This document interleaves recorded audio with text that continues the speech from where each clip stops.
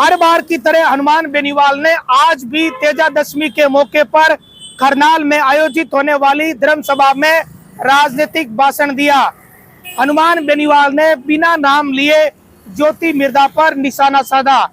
हनुमान बेनीवाल ने कई तरह की बातें कही, लोगों को मनाने की कोशिश की। जो लोग नाराज चल रहे उन्हें लेकर हनुमान बेनीवाल ने कहा कि छोटी मोटी बातें परिवार में होती रहती है, ऐसे में लोग नाराज नहीं हो। साथ ही बेनीवाल ने जमकर निशाना ज्योति मिर्धा पर साधा, लेकिन उनका नाम नहीं लिया और इशारों ही इशारों में सारी बातें कह दी।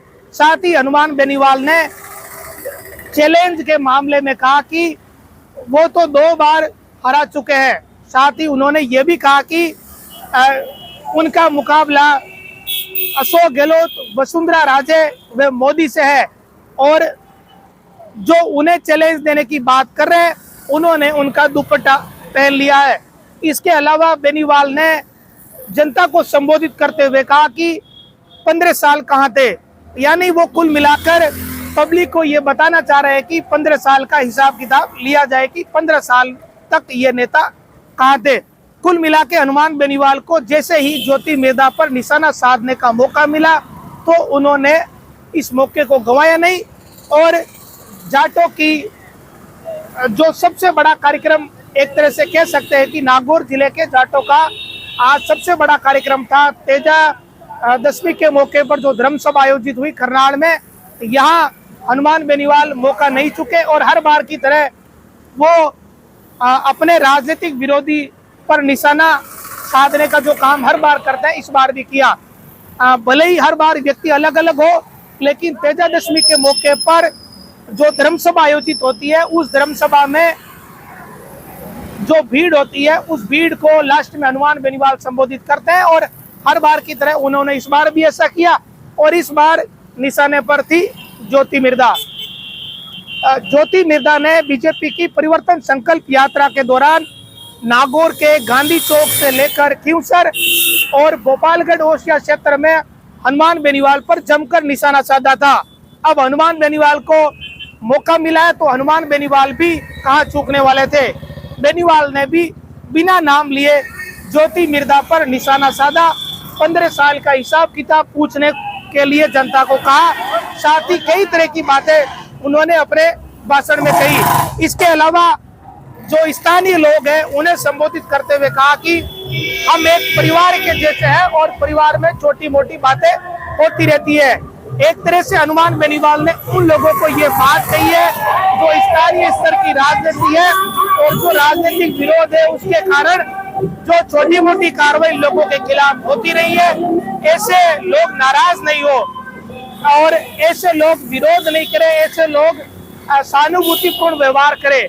इसके लिए हनुमान बेनीवाल ने यह कहा कि छोटी मोटी बातें परिवार में होती रहती है, छोटी मोटी नाराजगी भी होती रहती है, लेकिन वो उनके अपने हैं। कुल मिलाकर बेनीवाल ने ये कहा कि वो 15 साल से उनके बीच में है और जो व्यक्ति ज्यादा पास में रहता है, जो ज्यादा नजदीक बैठता है, उनके बीच में आपस में छोटे मोटे विवाद या छोटे मोटे मसले होते रहते हैं। ऐसे में इन चीजों का बुरा नहीं माने। कुल मिलाकर बेनीवाल ने इस धर्म सभा के जरिए जो राजनीतिक भाषण दिया, उसमें जो छोटा मोटा विरोध कहीं उनको नजर आ रहा है, उस विरोध को पाटने की कोशिश उन्होंने इस भाषण के जरिए की, ताकि जो छोटी मोटी बातें हैं उन बातों को लोग भुला सके।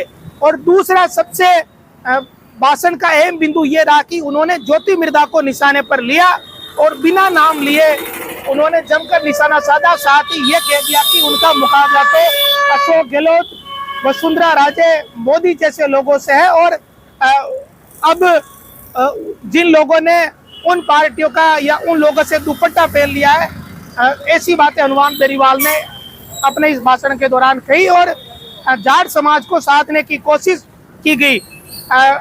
क्योंकि करनाल वो जगह है जहां जाटों की गहरी आस्था है और आज तेजादशमी का बड़ा मेला करनाल में भरा और इस मौके पर हर बार एक बड़ी धर्म सभा होती है। आज भी बड़ी धर्म सभा हुई।